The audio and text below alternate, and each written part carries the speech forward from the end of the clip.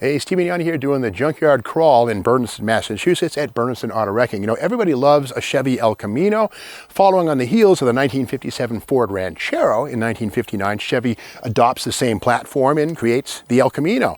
The only question is, what about GMC dealerships? Did they never get examples of the El Camino? Well, they had to wait until 1971 to finally get the GMC Sprint. There it is right there.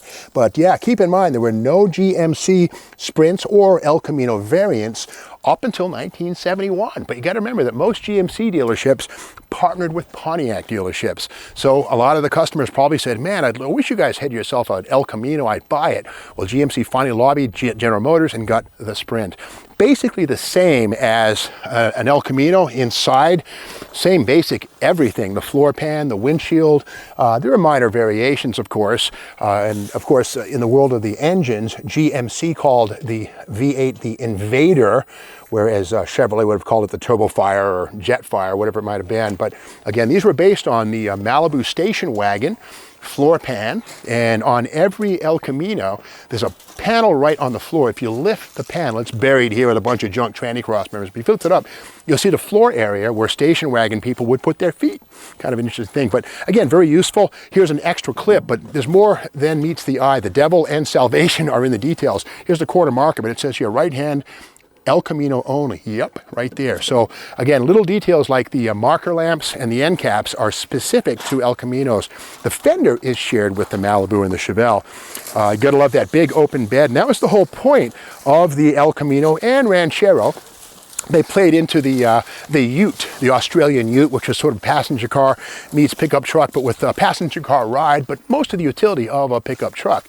But again, El Camino and Sprint were basically the same vehicles, and the Sprint continued through the 1970s, and in the early 80s became the Caballero, but lived on well into the late 1980s. Inside, again, we see this one here. Must have been a column shifted automatic. You could get a 4-speed in these things, or a 3-speed on the column, but we see the big wide single brake pedal, so definitely an automatic car.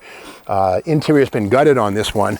The VIN on this is missing, but we do see the cowl tag says 71536. So that's a 1971 model. 536 is a V8 version of the Sprint.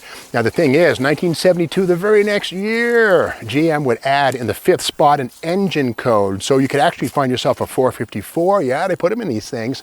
Or the 402, or the 350, or the 250, or the 307. But something kind of weird on this one.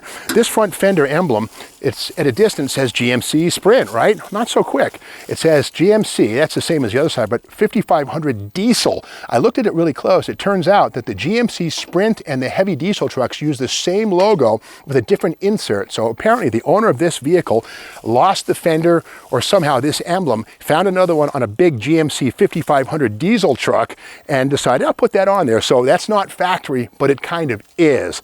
Pretty weird. And keep in mind, in 1970, GMC pickup trucks could still be had with a V6 engine, something that Chevrolet never offered in their Chevy or in their pickup trucks in the 60s. Again, the GMC pickups from like 1960 through 69 could be had with a 304 cubic inch V6. So GMC and Chevrolet were similar but not identical. But when it comes down to the El Camino or Sprint, they were largely the same. Up front, this one would have a red GMC logo before this thing met the tree or whatever, punch it in the nose, but this would have had the GMC logo. But again, 99% of this was about the same as an El Camino. So that's the story of the GMC Sprint, the vehicle made to keep Pontiac GMC dealerships happy and customers away from Chevy dealerships who wanted to buy an El Camino. They'd buy a Sprint instead. So if you like this video, be sure to subscribe to the Steve Baggs YouTube channel.